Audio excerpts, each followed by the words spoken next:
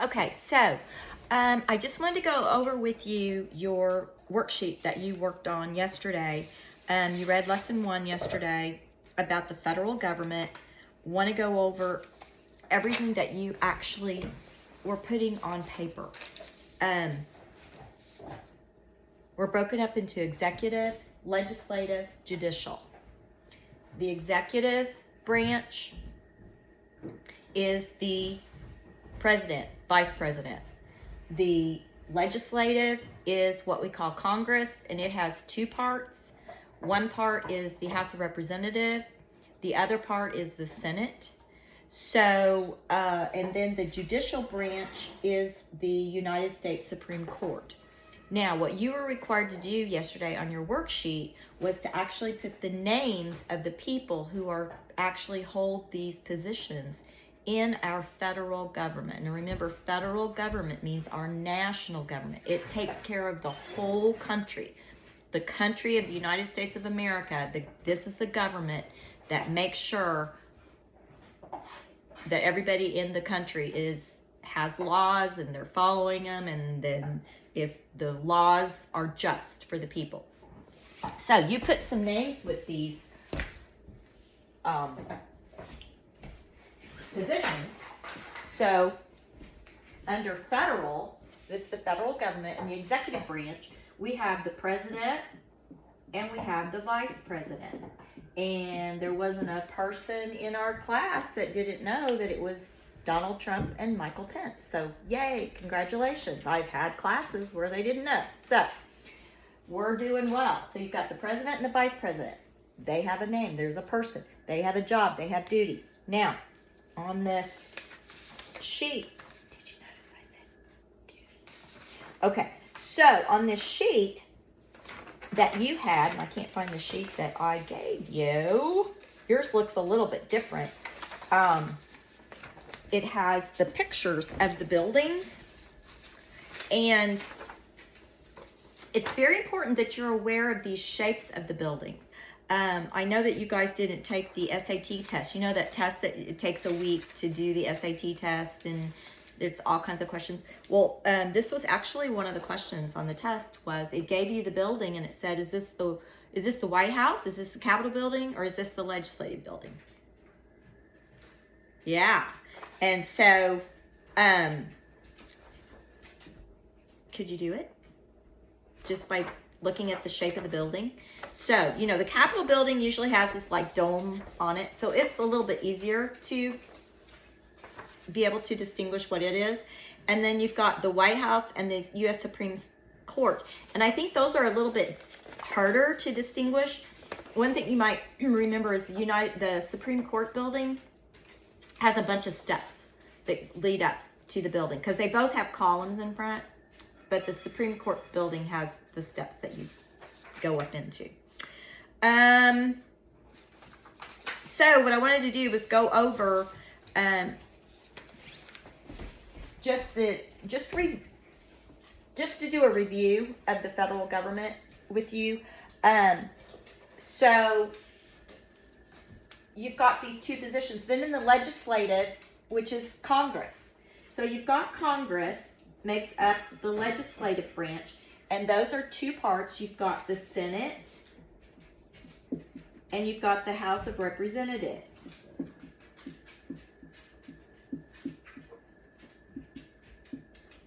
Okay, now you have had before, because we've talked about before when the United States was fighting the Declaration of Independence, and we were talking about Oklahoma at that time, back in 1776, and what Oklahoma looked like at that time.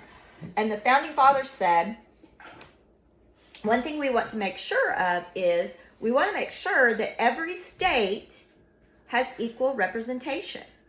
And so they said, well, okay, that's easy. We'll just say that there will be two people to represent every state. And that'll be the way we'll do it. Two people represent New York, and two people represent Rhode Island, and two people represent Virginia, and the states go, well, wait a minute. New York and Pennsylvania, they go, hey, we get two people, and Rhode Island gets two people? Well, that's not fair. There's a lot more people that live in New York, and there's a lot more people that live in Pennsylvania. We should have more representation. So they said, well, okay, here's what we're going to do. The Senate, there'll be 2 from every state. But the House of Representatives, they will also be a representative of the people, but it's going to be based on population. And so the population would determine how many representatives that you have. So, depending on the size of your state, you could have a different number of representatives than another state. If you notice, in Oklahoma, you guys found we have 5 House of Representatives. Okay? We have 5, and it's based on our population of Oklahoma. And I think it's for every 710,000. It used to be. I don't know if that's been changed. I need to look that up. It used to be for every 710,000 people, you get a representative. So, depending on how many people are in Oklahoma, there's your representatives. Now, how does the federal government know how many people live in Oklahoma?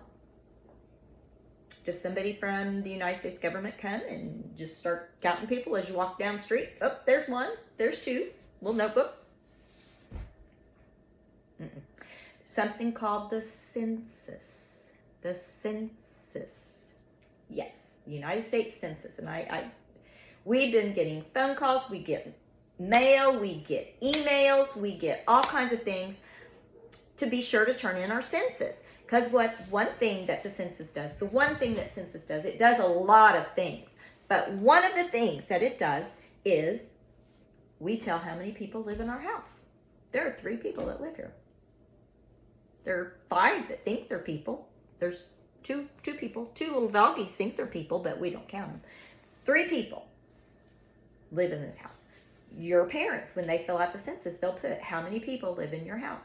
And the United States government takes all that census, and that's what is based, our number of House of Representatives, that's what's based on. So that's why it's so important for that census to be filled out, because a lot of things, our representation is based on that, and then also a lot of federal money is based on your population, and a lot of information that is put on that census.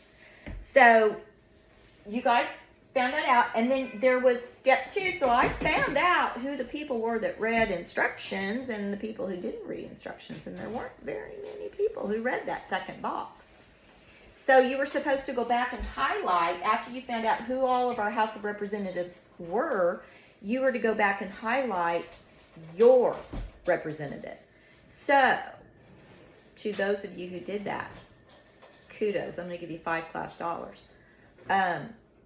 That was great. So, and if you haven't done that, if I sent that back to you for correction, if you read that instructions in that second box, it'll tell you exactly where to go and exactly how to do it. Okay?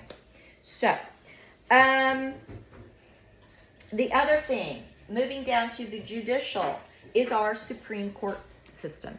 And there are 9 Supreme Court justices. And I think everybody got that correct too. Some of you on your House of Representatives, moving back here, some of you didn't have the right name. So I don't know if you clicked the wrong state or if you accidentally got into the state House of the state of Oklahoma House of Representatives instead of the federal House of Representatives. I'm not sure what you did. If you got it back and you don't know, you can call me and I can help you with that if you need to. I would suggest maybe you just read back through and make sure you went to the right website that I gave you. So this is the Supreme Court, and there are 9 justices. There's a Chief Justice and then 8 other justices. Now, there's some retired Chief Justices too, but they don't really rule on law or anything. They're just retired. Once you're a justice, you can stay on it for life. Now, there's a big debate about Ruth Bader Ginsburg, and I know she's been in the news a lot. She's been sick. She's she's a much older lady, and so a lot of people think that she should retire. I think she's up in her 80s, and she said, hey, she's got a sharp mind. She's got a very good handle on the law, and so she said, why should she retire? So there is nothing in the the Constitution that she has to, because once you're a Supreme Court justice, you have to be able to be reasonable and make good decisions. So she has that ability still. But so that's kind of cool that and there's a movie out about her too. I don't know if any of you have seen that or not, but kind of interesting. Now, what do all these branches do? Hopefully you read that. The duty of the federal government, the executive branch, it's to, once the laws are passed, let's move back to the legislative. I think it's easier to work off of it. The legislative, its duty is to pass laws, make laws. The Senate and the House both have to agree before it becomes a law. Now, what is name a law that they would have to agree about? Okay, we talked about women's suffrage. Women's suffrage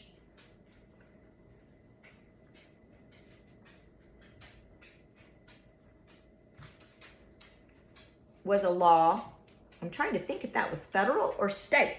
Maybe that's not a good one. How old do you have to be to vote? Let's use that one. How old do you have to be to vote? You have to be 18 years old to vote. Well, that's a law. Okay? And the Senate had to agree on it, and the House of Representatives had to agree on it. They made it a law. Anybody living in the United States, you have to be 18 years old to vote. Okay? So if you go to Wyoming, you have to be 18. If you live in Arkansas, you have to be 18. If you live in Hawaii, you have to be 18. Doesn't matter. All 50 states have to do it. Okay? It's a countrywide law. All right? The executive branch, the president and the vice president, they make sure that everybody follows that law. Okay? They're leading. They do a lot of negotiations with other countries. That's another responsibility that they have. So, and then that leaves the judicial, and there might be a law, and there might become somebody that says, well, but what if this happens? And they determine, well, is it constitutional? And then does it violate any rights? The law. Even though these guys might have made the law, this guy's upholding it, but should it really be a law? So that's how it's called checks and balances. Because you've got people making laws, you've got people upholding law, you've got people, is that really a law that we should have? And so no one can take control. They all eventually have to agree, okay? That's why it takes so long. I'm sure you've heard your parents or grandparents or aunts and uncles. It takes forever for the government to do anything. Yeah, it does. There's a whole lot of people having to agree. It's a good thing and it's a bad thing. Yeah, it's one of those that we just kind of have to live with. Hopefully, we can see some improvement in that. Okay? All right. So, that's all I wanted to go over with you today. What your assignment is today, you're going to read lesson 2, and you're going to write in the people that perform the state duties. Now, to see how that relates, you've got, for the government of the United States, there are some things that we have to decide as a state. As a state law might be, trying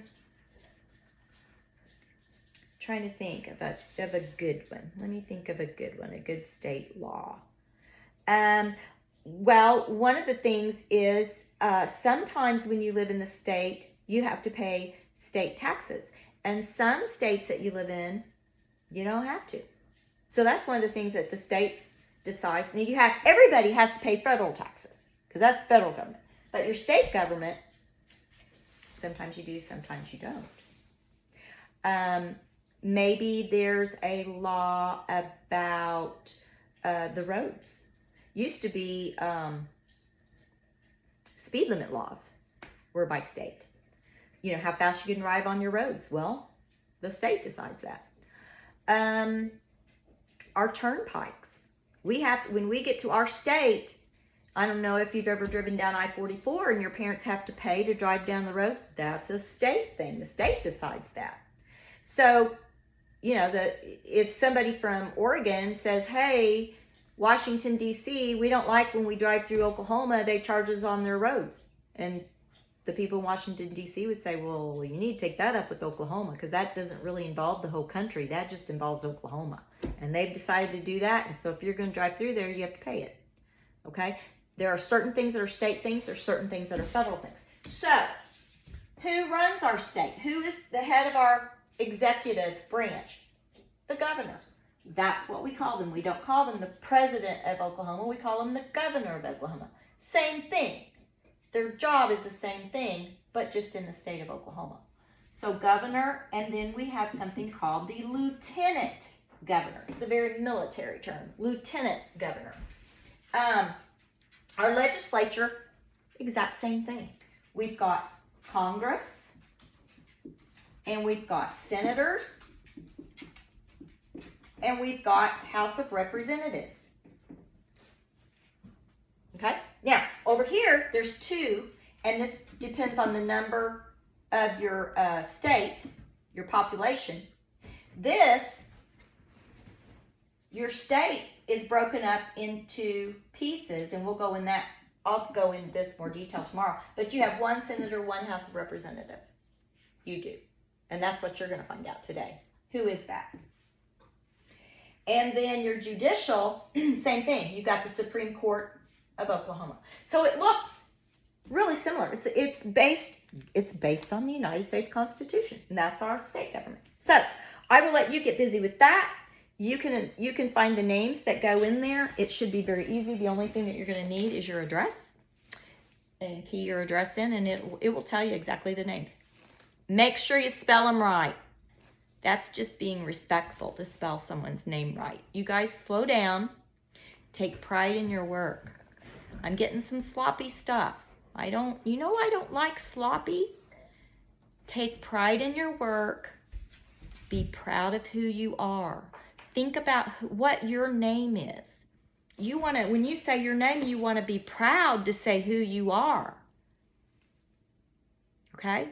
When a teacher hears your name, you want the teacher to say, yes, I know that student. They do good work.